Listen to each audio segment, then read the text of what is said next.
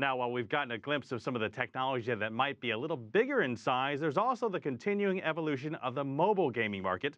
Many believe in the long run, mobile gaming has a greater flexibility, affordability, and pervasiveness that means more potential profits.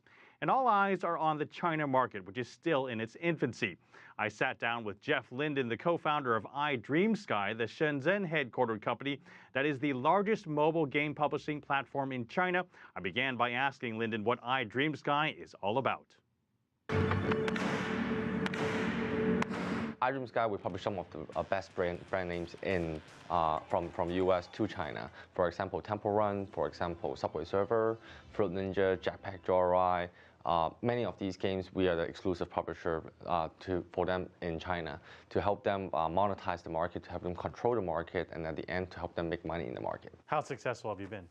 I would say at the moment, I'm pretty happy, but there's always more room to grow. Right now, we have over 120 million monthly active users, and I think it makes me the largest publishing platforms in China. With a recent report from Infodesk, we have over 23% of the market share in 2013. What is the formula for success in China? For example, in US, if you're a developer, you work on Apple App Store and you work on Google App Store, which is called Google Play. But in China, it's a whole different monster. It's kind of like the Wild Wild West. You know, you have multiple billing partners, you have many device app store, which make distribution much harder than most developer experience in the West. And because China has so much people, it's so much harder to evolve the whole country into another culture. A lot of people forget about they actually need to culturalize their game. They need to change the game, add Chinese stuff for the game to actually work well for the Chinese audience. Give me an example of how you localize a game. So for example, in Fruit Ninja, this flashing fruit, what can you do? Some people will try to add up Chinese element, right? Like rat pocket, or add up things like firecracker. We have to stay strong and say this is a brand of fruit. Hence, we can only add fruits. So we look at Chinese fruits. So one of the fruits that we find in Fruit Ninja that doesn't exist is peach. And actually, peach actually represents the long life and long lasting in China. So we add in peach. Another thing that we add in backgrounds, right? So one of the things that we add in is a 12 zodiac sign, Chinese zodiac sign background to celebrate the Chinese culture. The other thing we look at, there's actually a blade system, right? So we can actually add in blades, if we want to do something wacky, right? So we add in the ear of dragon blade, we add in the ear of horse blade, we add in firecracker blade when you slice and make the firecracker noise during the Chinese New Year. The other thing that we also work on is more under the hood. So actually what happens is most people only have low speed internet with very limited data, like 100 meg, 150 meg.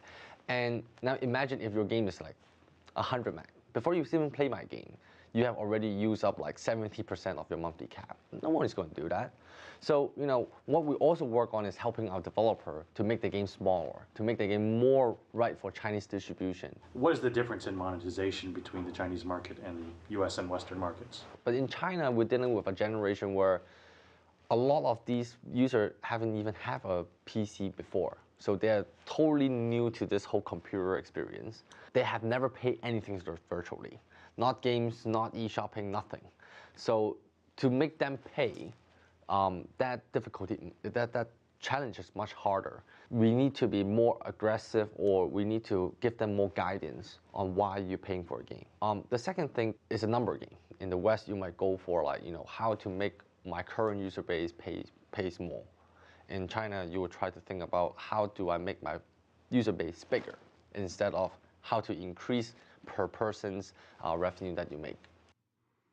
So there you have it, taking mobile gaming into worldwide markets and the evolution of virtual reality gaming, two of the hot topics and trends at this year's Game Developers Conference. And a lot of this technology is developing so fast that it's crossing over to other fields like automotive and healthcare applications, proving gaming isn't just for kids. Tracy.